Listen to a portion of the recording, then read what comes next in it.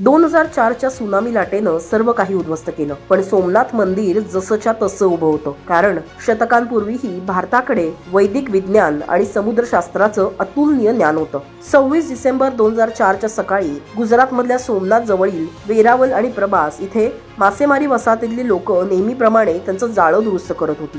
सकाळी 7:58 एक हलका भूकंपाचा धक्का जाणवला. लोकांना वाटलं की हा छोटासा भूकंप असेल, परंतु काही मिनिटातच समुद्राचा रंग बदलू लागला. हवा जड झाली आणि नंतर सुनामी आली. यामध्ये वेरावल बंदर पूर्णपणे उद्ध्वस्त झालं आणि सर्व काही समुद्रात सामावलं. पण आश्चर्याची गोष्ट म्हणजे काही किलोमीटर अंतरावर असलेलं सोमनाथ मंदिर मात्र पूर्णपणे सुरक्षित होतं. ना एकही भिंत तुटली, ना एकही दगड हल्ला. 2004 मध्ये जेव्हा ASI आणि IIT गांधीनगरनं भूमिगत स्कॅन केले, तेव्हा त्यांना एक धक्कादायक शोध लागला. सोमनाथ मंदिराच्या खाली 12 मीटर अंतरावर एक भव्य एल आकाराची रचना होती आणि ती केवळ एका थरात नव्हती, तर 2.5 मीटर, 5 मीटर आणि 7.3 मीटर अशा 3 थरांमध्ये बांधलेली होती. पण ते तळघरही नव्हतं का खोलीही नव्हती, ते काहीतरी वेगळंच होतं.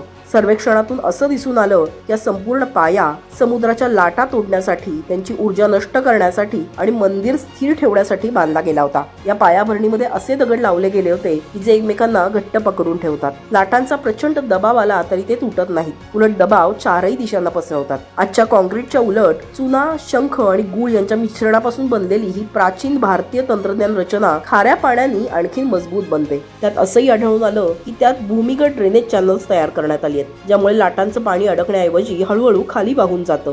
पाण्याखाली शॉक ॲब्झॉर्बर खांबही आढळले, जे सोमनाथ मंदिराला हादरे बसून देत नाहीत. सुनामी लाटेनं सोमनाथ मंदिराचं नुकसान का केलं नाही याचं हेच कारण होतं. कारण ते केवळ श्रद्धेपोटी नव्हे, तर वैदिक विज्ञान, वैदिक गणित, वैदिक अभियांत्रिकी आणि वैदिक समुद्रशास्त्रांनी बांधण्यात आलंय. आज MIT, मॅसेच्युसेट्स आणि स्टॅनफोर्ड, कॅलिफोर्निया इथले शास्त्रज्ञ सोमनाथ मंदिराच्या या रचनेवर संशोधन करत आहेत. कारण त्यांना हे समजून घ्यायचंय की शतकांपूर्वी भारताकडे इतकं विलक्षण समुद्री ज्ञान कसं होतं.